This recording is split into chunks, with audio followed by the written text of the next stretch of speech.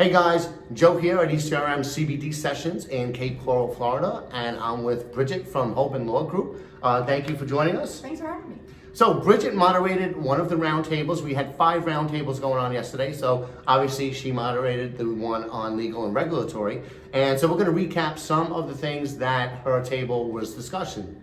So what were some of the concerns or challenges that they faced? Sure, I think on both sides, people are concerned about compliance, making sure they're following the rules in the states, both federally, the states, and in some cases, county and municipalities. Okay, and that was both the retailers and the suppliers, correct? Yes. Okay, and you mentioned also that it was the whole chain of logistics, Right, they have to be careful around. It's not just where you're sourcing your hemp from. Obviously, the grower has to be compliant, but then the processor and then whoever is distributing it and then ultimately selling it. So there's a whole chain of liability. Yes, and then you had people from both sides. You had some distributors and retailers as well as suppliers. That's right, yeah.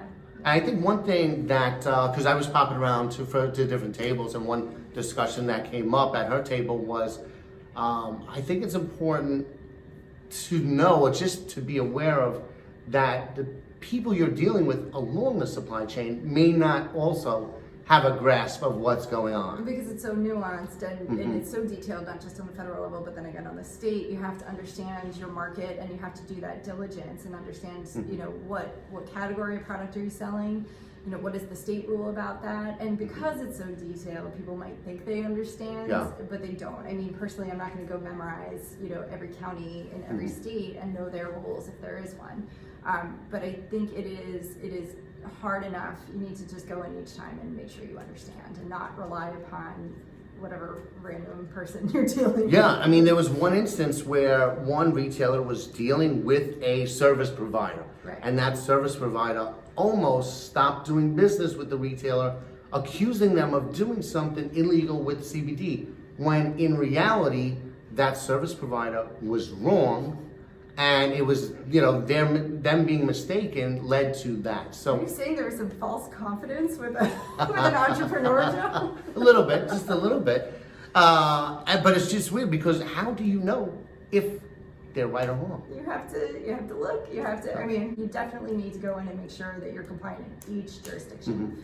And if your supplier or your retailer, whoever you're dealing with, isn't an attorney, perhaps you should go and talk to someone who is. So maybe for retailers dealing with some vendors, make sure that retailer's got a lawyer that's vetting the vendors and making sure what they're doing on the regulatory, like a check and balance for making sure that they got all their ducks in a row. There's no silver bullet. There's nothing I can tell everyone that will make sure that you're okay in every jurisdiction. And I think you have to keep that in mind, right? There's going to be a tailored response to each question, and there's no way around that. All right. So hopefully soon there will be, or at least There should be more guidance from the FDA, probably around January. Gotcha. But until then, it's just, you're going to have to take each on a case-by-case basis.